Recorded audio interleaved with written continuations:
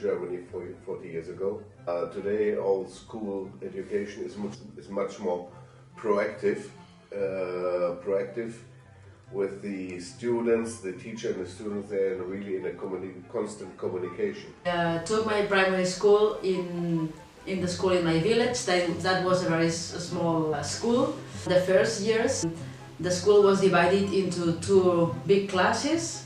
One was for boys and the other one was for girls. That was because Franco was still alive, but once he died, this was changed and both classes were mixed with boys and girls until I was 10 years old. Primary school had 8 grades or 8 standard. It was called EGB, Educación General Básica, which meant that it was the elementary school and also compulsory for everybody.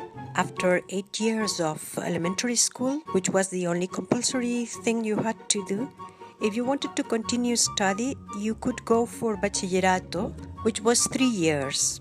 After that, if you wanted to go to university, there was a previous course called COU. COU stands for Curso de Orientación Universitaria. In that course, basically we prepared for selectividad, which is the same exam that you have today. Up to 5th standard, I was going to a school nearby my house, and my parents were teachers there.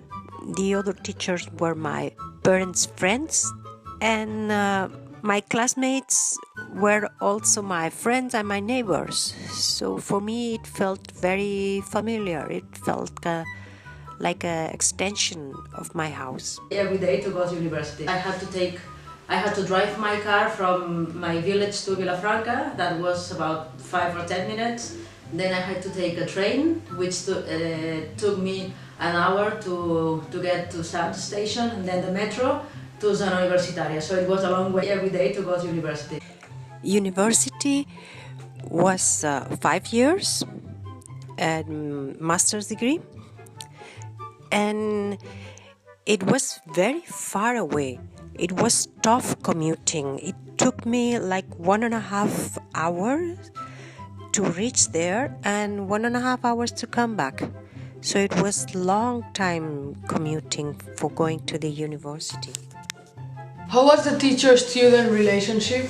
I think it was a very respectful relationship, and we used to see teachers like very far away from us, and we weren't much confident with them.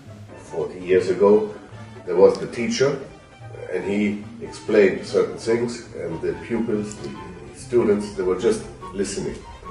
And there was just an allowance to ask a question. We had to go like this. Yeah, and I think today all these things have changed. It is much more proactive communication. I think it's a very good advance. The classes were huge. We were 40 children in the class, and even sometimes 45. And in university, there were classes where you could find 100 students in one class. So you were really a number in the class, and the interaction with the teacher was very limited, very small.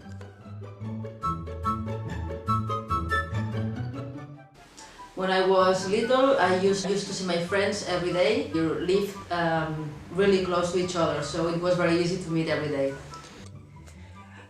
We would meet mostly every day. Either they would come to my house or I would go to their houses to play.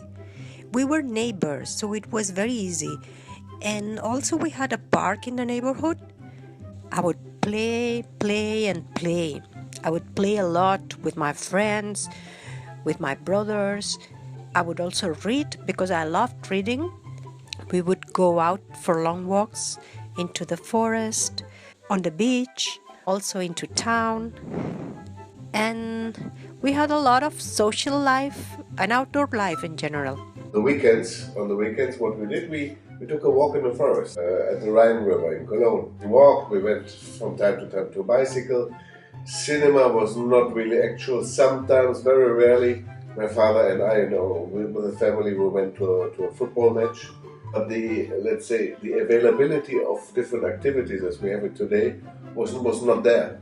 Everything was much more simple. We're four siblings. I have three brothers, so life at home was fun. And we had a great time. I would help my mother when shopping groceries, and I also would run small errands for her. So I would also take care of my younger brother. We would make our own breakfast from a very early age. I used to spend my free time with my friends. We used to play in the street, so we could ride our bicycles or go with our rolling skates or just play outside. My main daily obligation was going to school and studying hard and doing my homework. I loved my life at home because I used to live with my parents and my grandparents from my mom's side, and that was very nice because we had a very close relationship with my grandparents. The radio was the most popular and common thing. But soon the TV took over and it became very important. About the newspapers, I remember we would buy them every weekend. The main media service was the TV, but I still remember that our first TV was only in black and white, and maybe I was like, I don't know, maybe 6 or 7 years old when we had our first color TV set, and some of our neighbors didn't have it yet, so my friends used to come to our home and we used to see our favorite cartoons all together. Well, I had my first computer when I was maybe 12. Cousin gave it to us, but it was very old and we didn't use it very much. And then the next one was when I was at university already, so I was 20 years old. At these times, we listened to really good radio programs, music, radio shows, news programs, etc., etc., etc.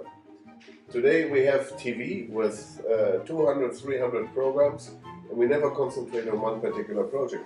And at these times we had about 4 or 5 radio programs, and we were really sitting like this here, and the radio was in the middle, and we were listening to the radio. And this was really a great moment. And this is what I'm really missing, because if I listen today to the radio, all these jingles, uninteresting music, this is what I really miss. And there was not much free time in the family.